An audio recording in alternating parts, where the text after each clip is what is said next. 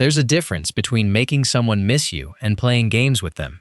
And most advice out there blurs that line so badly, guys end up doing manipulative stuff that backfires completely. Today, I want to break down what actually makes someone miss you. The real psychology behind it. Not tricks, not tactics. Just how absence and presence actually work on the human brain. Let's get into it. First, understand the actual mechanism. People don't miss constant availability because there's nothing to miss, it's already there. Missing someone requires an absence, a gap, a contrast between having something and not having it. This isn't about disappearing to manipulate someone. It's about understanding that if you're always present, always responsive, always available, you remove the exact thing that creates longing in the first place. Presence has to have edges for anyone to actually notice it.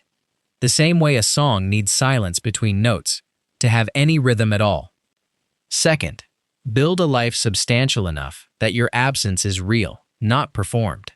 This is the actual foundation everything else sits on. If you're busy because you're genuinely building something, training, working, spending time with people who matter to you, your unavailability isn't a strategy, it's just true. That authenticity is what separates this from playing games. Fake busy is easy to sense. People pick up on performed unavailability almost instantly. Real busy isn't. Because there's nothing to perform, you're just genuinely occupied with a life that has substance to it. Third, be fully present during the time you do spend together. This might sound contradictory to the first point, but it's actually the other half of the equation. The contrast that creates missing someone isn't just absence. It's absence against a backdrop of genuine, undivided presence when you are together. If your presence is half-hearted even while you're physically there, distracted, half on your phone, mentally somewhere else, there's nothing memorable to miss later. Give real attention when you're with someone, and let your own life reclaim your attention when you're not, without blending the two together into one flat, half-engaged state. Fourth, resist the urge to fill every silence in communication. This applies to texting specifically. When a conversation naturally winds down, let it end instead of manufacturing a reason to keep it going with another question or topic, just to avoid the natural pause. A conversation that ends on a good note, while there's still energy left in it, creates a small itch to continue it later, almost like leaving a good scene on a cliffhanger. A conversation you drag out until it dies naturally, exhausting every possible topic, leaves nothing behind but exhaustion and nothing left to look forward to. Fifth, don't narrate your unavailability. This is the part where a lot of guys accidentally turn authentic absence into performed absence. If you're busy, you're just busy. You don't need to announce it, explain it, or make sure she knows exactly how in demand you are. The moment you start narrating your value, it stops being value and starts looking like insecurity trying to prove something. Let your actual life speak for itself without a running commentary attached to every single decision you make. Sixth, leave a few things unsaid rather than sharing everything immediately. This isn't about being secretive or cold, it's about pacing. Full disclosure of your entire life story in the first few conversations removes all the natural curiosity that would otherwise build over time. Share things gradually, the way you naturally would with anyone you're actually getting to know, rather than front-loading everything just to seem open and impressive right out of the gate.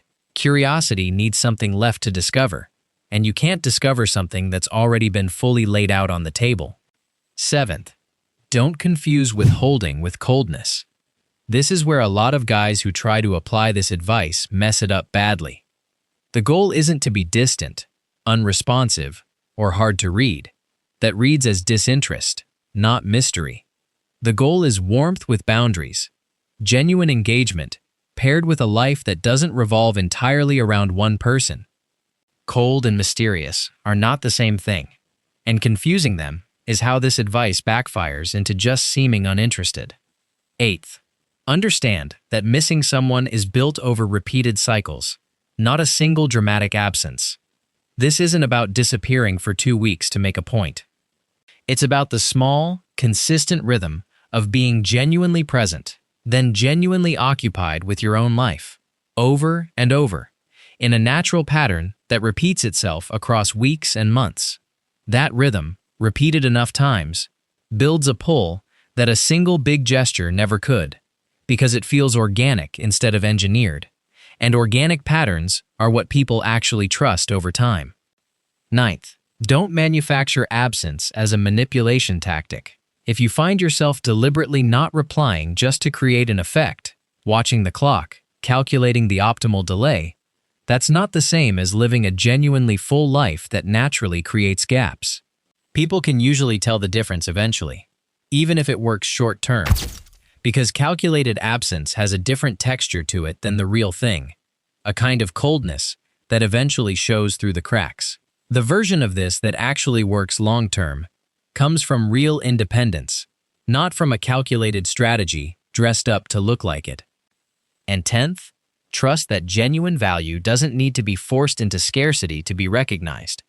If you're constantly engineering situations to seem more desirable, timing messages, tracking response rates, treating the whole thing like a game to be optimized, you're implicitly telling yourself you don't believe you're desirable without the engineering. The most sustainable version of all of this comes from actually building a life and a self you're not performing, just living. When that's true, the natural rhythms of presence and absence take care of themselves without you having to manage any of it consciously, and that's exactly what makes it read as genuine instead of calculated. So here's the full picture.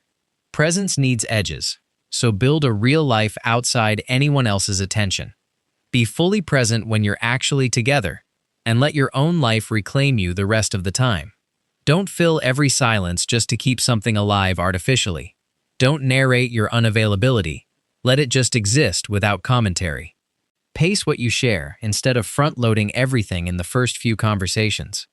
Understand that warmth with boundaries is the goal, not coldness dressed up as mystery. Build the rhythm through repetition, not one dramatic move. Never manufacture absence as a tactic, no matter how tempting the shortcut looks. And ultimately, trust that a genuinely full life creates all of this naturally, without you having to manage it like a project you're running on the side. That's the real difference between making someone miss you and playing games with them. One is honest, the other is a performance that eventually cracks under its own weight. Build the real version. Peace.